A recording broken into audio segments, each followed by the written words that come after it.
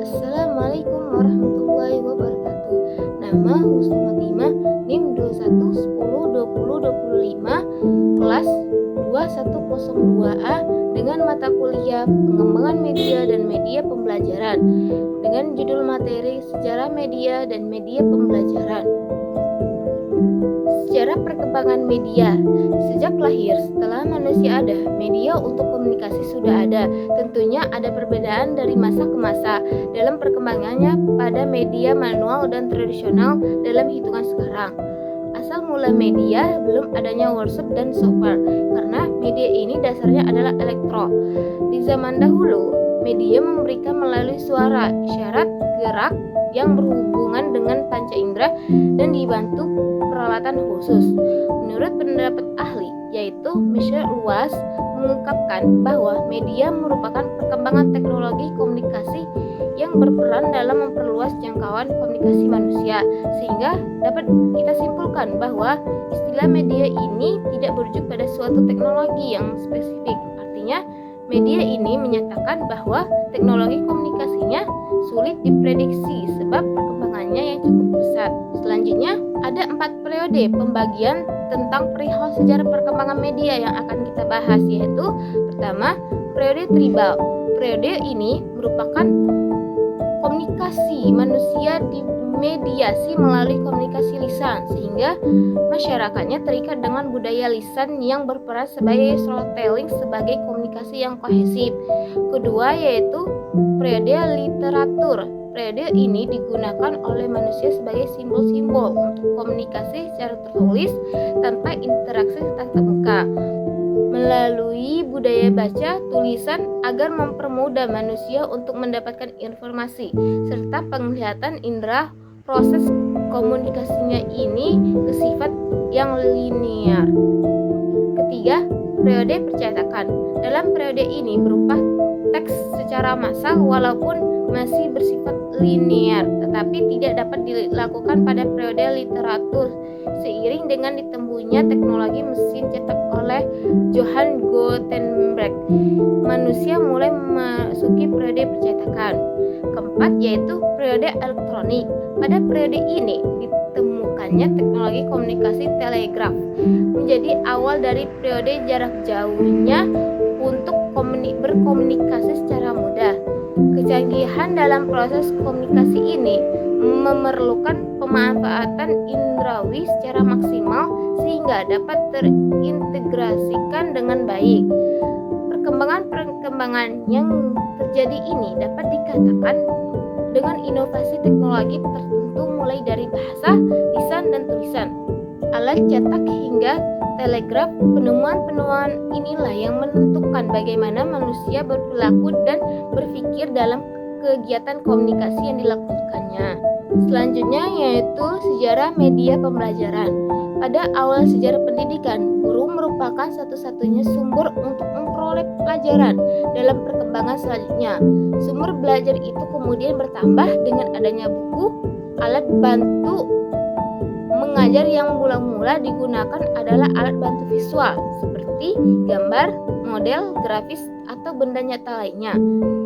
Alat-alat bantu ini dimaksud untuk memberikan pengalaman lebih konkret untuk memotivasi serta mempertinggi daya serap dan daya ingat siswa dalam belajar. Sekitar pertengahan abad 20, usaha pemanfaatan alat visual mulai dilengkapi dengan peralatan audio, maka lahirlah peralatan audio visual pelajaran. Pada tahun 1950, teori komunikasi mulai mempengaruhi penggunaan alat video visual. Dalam pandangan teori komunikasi, alat video visual berfungsi sebagai alat penyalur pesan, sumber pesan kepada penerima pesan. Begitupun dalam dunia pendidikan, alat audio visual bukan hanya dipandang sebagai alat bantu guru saja, melainkan sebagai penyalur pesan belajar. Sekitar tahun 1960 sampai 1965, menurut Sabiman DKK, siswa mulai diperhatikan sebagai komponen yang penting dalam proses pembelajaran. Pada saat itu, teori tingkah laku siswa ditanamkan pada diri siswa untuk menjadi adat kebiasaan tingkah laku positif ke arah yang dikehendaki. Perlu diberikan penguatan berupa pemberitahuan bahwa tingkah laku tersebut dapat mengubah ke arah yang benar.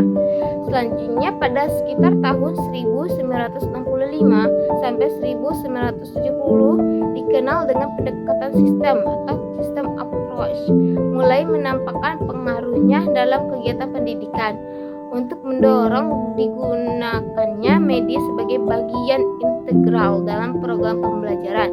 Setiap program pembelajaran perlu direncanakan secara sistematis dengan memusatkan perhatian pada siswa.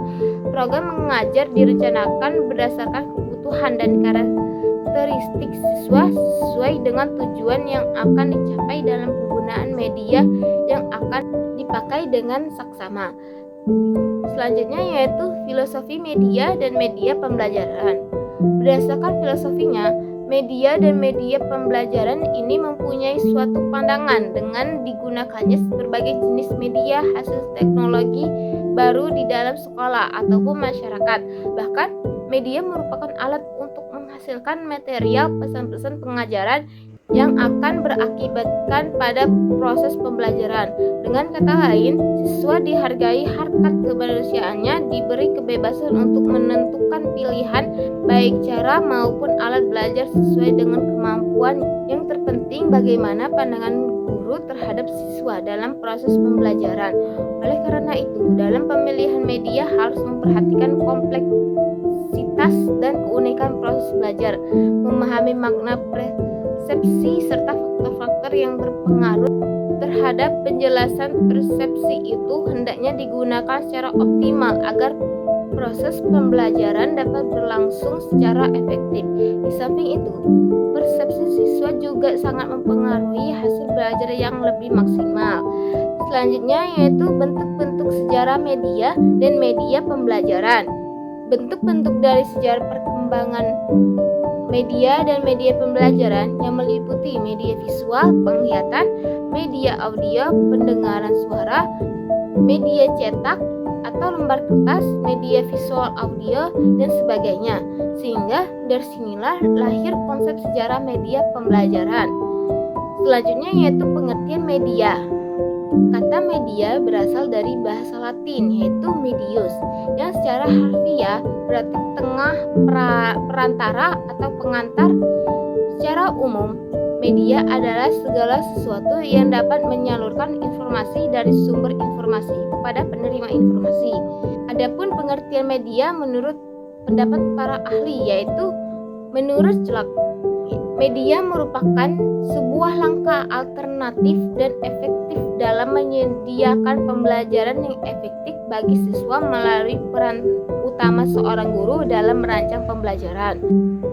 Kedua, menurut Ahmad Rohani, media merupakan segala sesuatu yang dapat ditangkap oleh indera manusia yang berfungsi sebagai perantara, sarana, atau alat untuk proses komunikasi, proses belajar mengajar. Ketiga yaitu menurut Purnawati dan Elderny, media adalah segala sesuatu yang dapat digunakan untuk menyalurkan pesan dari pengirim ke penerima sehingga dapat merangsang pikiran, perasaan, perhatian, dan minat siswa sedemikian rupa sehingga terjadi proses belajar. Selanjutnya yaitu beberapa jenis pengertian media, yaitu pertama, media pembelajaran. Media pembelajaran adalah segala sesuatu yang dapat digunakan untuk menyalurkan pesan, bahan pembelajaran, sehingga dapat merangsang perhatian, minat, pikiran, dan perasaan siswa dalam kegiatan belajar untuk mencapai pembelajaran yang efektif dan efisien.